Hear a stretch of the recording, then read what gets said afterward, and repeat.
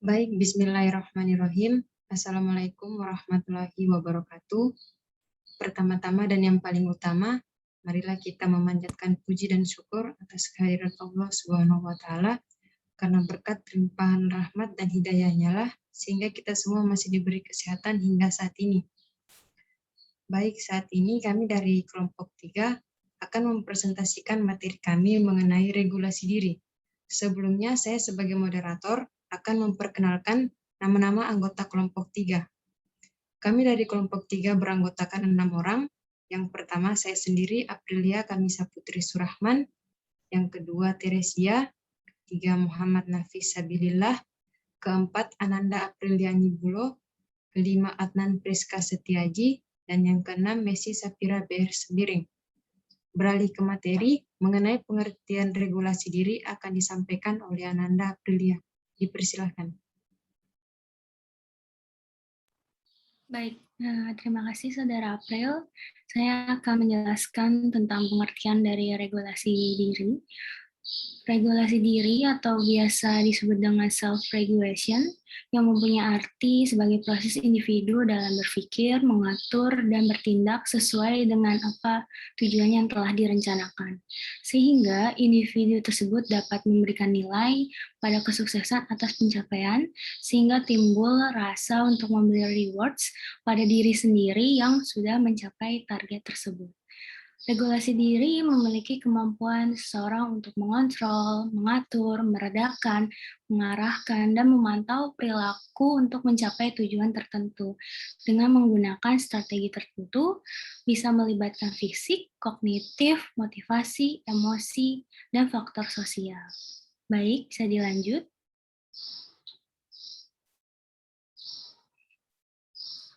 Oke, di sini ada faktor yang mempengaruhi dari regulasi diri tersebut.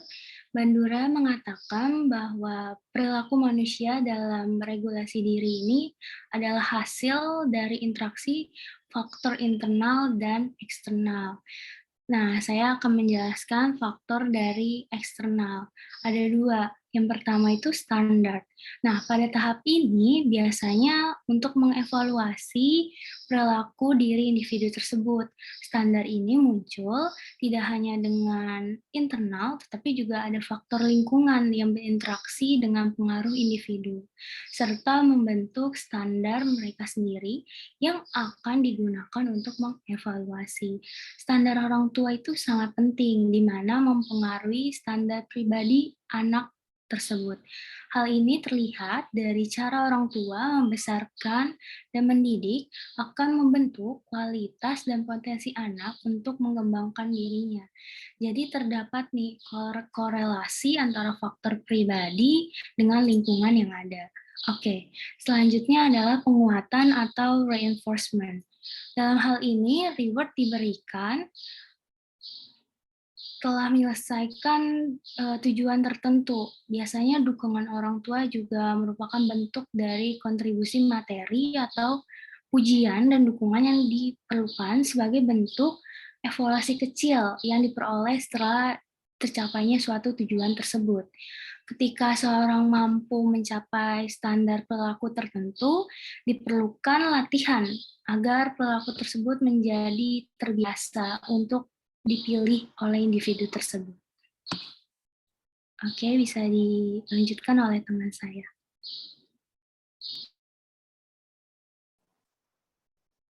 Ya, yang kedua ada faktor internal. Jadi faktor eksternal ini berinteraksi dengan faktor internal dalam proses regulasi diri ini. Dalam Al-Wisol tahun 2004, Bandura mengusulkan ada 3 bentuk pengaruh internal, yaitu yang pertama ada observasi diri atau self-observation, yaitu di mana faktor ini didasarkan oleh kualitas penampilan, kuantitas penampilan, keunikan perilaku diri, dan lain-lain. Kinerja harus ditinjau oleh seseorang dalam pengamatan diri, meskipun perhatiannya belum tentu lengkap dan tepat.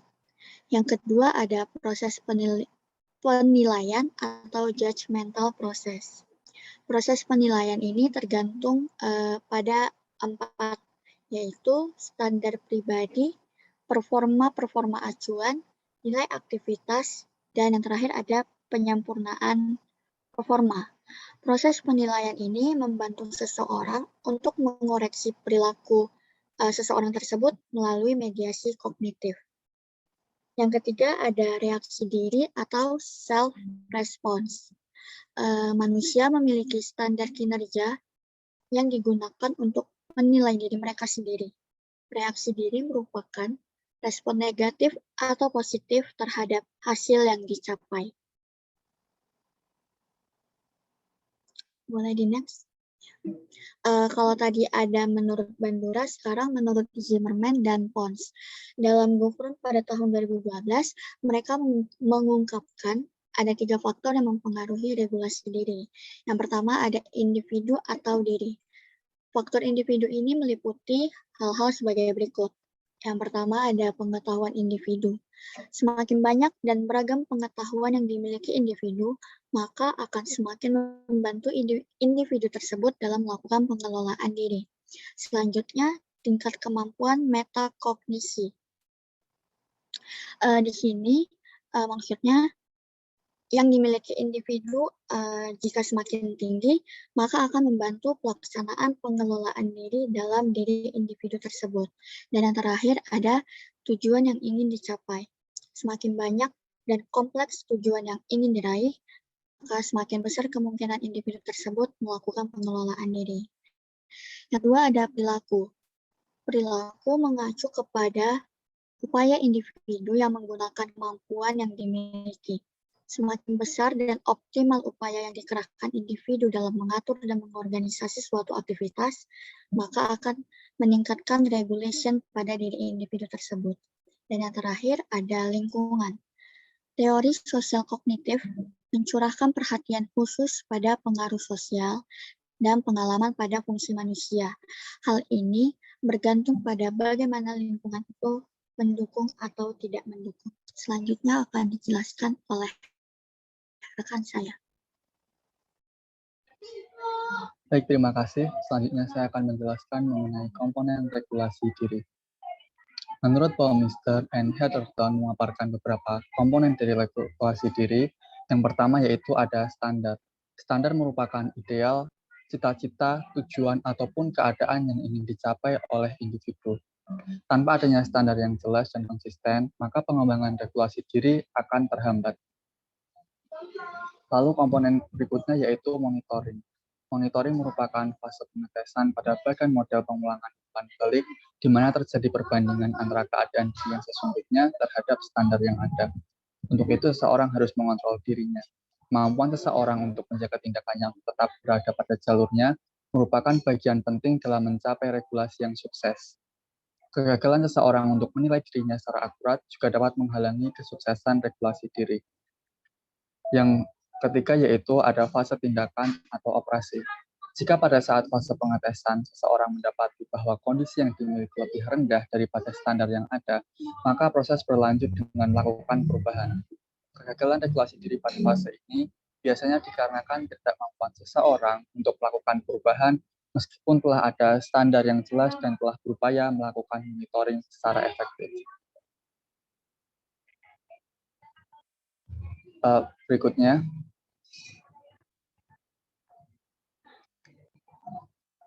poin berikutnya menurut Pinrich and Groot. Definisi dari regulasi diri sendiri ini sebenarnya sangat macam-macam. Namun menurut mereka, paling tidak definisi tersebut harus mencakup 3 komponen utama yang dapat diamati. Yang pertama yaitu kemampuan metakognitif. Poin metakognitif bagi individu yang melakukan regulasi diri adalah individu yang merencanakan, mengorganisasi, mengukur diri, dan menginstruksikan diri sebagai kebutuhan selama proses perilakunya. Metakognisi adalah pemahaman dan kesadaran tentang proses kognitif atau pikiran. Lalu metakognisi juga merupakan suatu proses yang sangat penting. Hal ini dikarenakan pengetahuan seseorang tentang kognisinya dapat membimbing dirinya untuk mengatur atau menata peristiwa yang akan dihadapi dan memilih strategi yang sesuai agar dapat meningkatkan kinerja kognitifnya ke depan. Lalu poin berikutnya yaitu manajemen diri dan minat dalam pengerjaan tugas-tugas akademik. Seperti halnya kemampuan bertahan dalam menyelesaikan sebuah tugas yang sulit. Dan poin yang terakhir yaitu strategi kognitif yang digunakan siswa untuk belajar, mengingat, dan mengerti materi-materi pembelajaran. Berikutnya akan dijelaskan oleh rekan saya. Oke, menurut Bandura, pada tahun 1986 menyatakan regulasi diri ada 3 komponen pokok. Yang pertama, kemampuan mengatur kognisi. Nah, kemampuan mengatur kognisi merupakan kemampuan memonitor proses dan hasil belajar serta mempergunakan berbagai strategi untuk belajar dan mengingat. Kegiatan ini berupa menganalisa tugas-tugas, memproses bahan pelajaran secara mendalam, melakukan pengulangan, melakukan perincian, mengorganisasikan bahan pelajaran, menerapkan tujuan belajar, memonitoring hasil, dan menyesuaikan strategi belajar. Nah, yang kedua ada kemampuan mengatur, memotivasi, dan emosi. Kegiatannya berupa monitoring dan modifikasi kondisi motivasi dan reaksi-reaksi emosi, sehingga mendukung usaha dan belajarnya dengan menggunakan self-talk, melengkapi kemampuan secara realistis, serta merasa mampu untuk belajar. Dan yang terakhir adalah kemampuan mengatur perilaku. Kegiatannya berupa kapabilitas untuk memonitor, menyusun, mengalokasikan berbagai sumber yang meliputi waktu, tenaga, materi, untuk memaksimalkan kenyamanan belajar dan tingkat efisiensi. Nah, slide selanjutnya.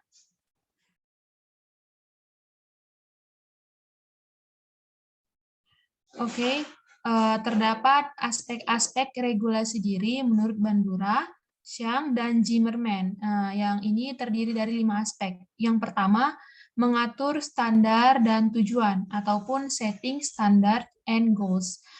Ini merupakan kemampuan individu dalam menetapkan standar perilaku untuk diri sendiri. Yang kedua, ada observasi diri ataupun self-observation, di mana individu mampu mengetahui kelebihan dan kekurangan pada diri sendiri.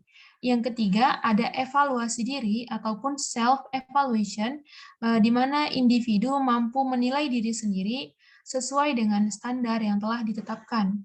Yang keempat, ada reaksi diri atau self-reaction, merupakan respon yang diberikan terhadap perilaku diri sendiri. Dan yang terakhir adalah refleksi diri ataupun self-reflection, di mana individu mampu merenungkan secara rinci perilaku serta tujuan yang telah ditetapkannya. Nah, selanjutnya akan dijelaskan oleh teman saya.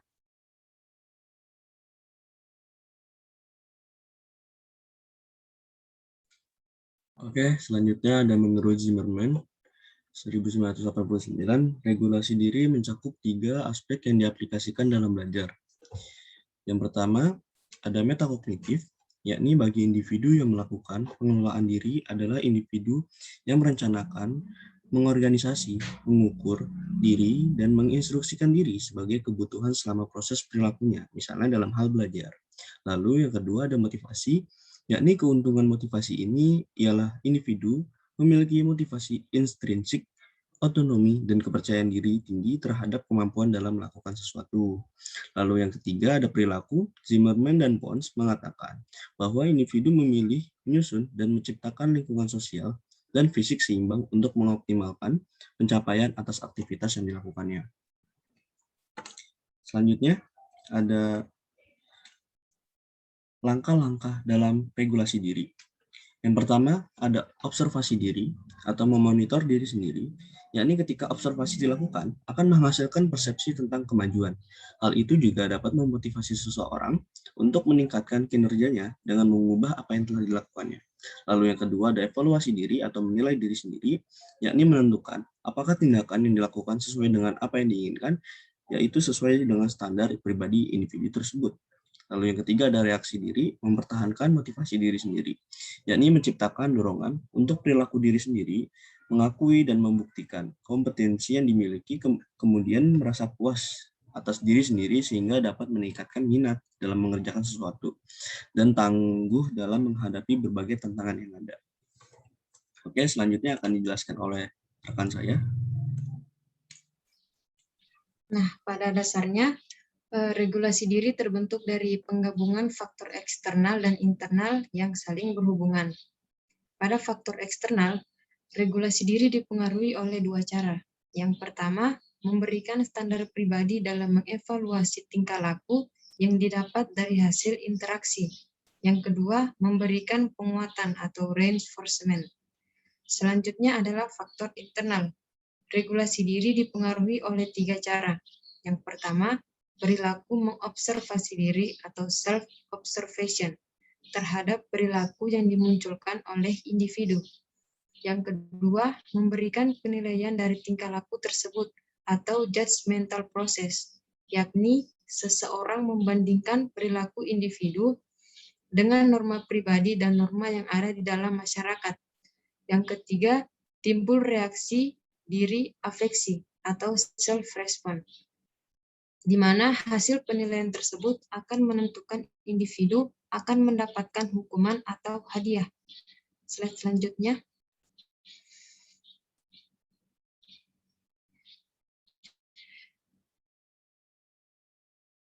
Zimmerman dalam Brahma mengemukakan bahwa terdapat tiga bentuk dari regulasi diri. Yang pertama, covert regulation, menunjuk pada pengaturan kognitif dan afektif sehingga mendukung dalam proses pencapaian tujuan. Yang kedua, behavioral regulation, menekankan pada pengaturan perilaku yang sekiranya menjadi prasyarat dalam tercapainya suatu tujuan tersebut. Yang ketiga, environmental regulation, yang menunjuk pada pengamatan dan pengelolaan lingkungan sebagai support dalam proses pencapaian tujuan. Nah, dari yang dibacakan tadi, dapat disimpulkan bahwa dalam mencapai suatu tujuan, kemampuan meregulasi diri merupakan sesuatu yang sangat penting. Masalah personal maupun sosial dapat muncul karena kekurangan maupun dalam melakukan regulasi diri. Baik, itulah tadi presentasi dari kami, kelompok 3 mengenai materi regulasi diri. Terima kasih, saya tutup. Wabillahi taufiq wal hidayah. Wassalamualaikum warahmatullahi wabarakatuh.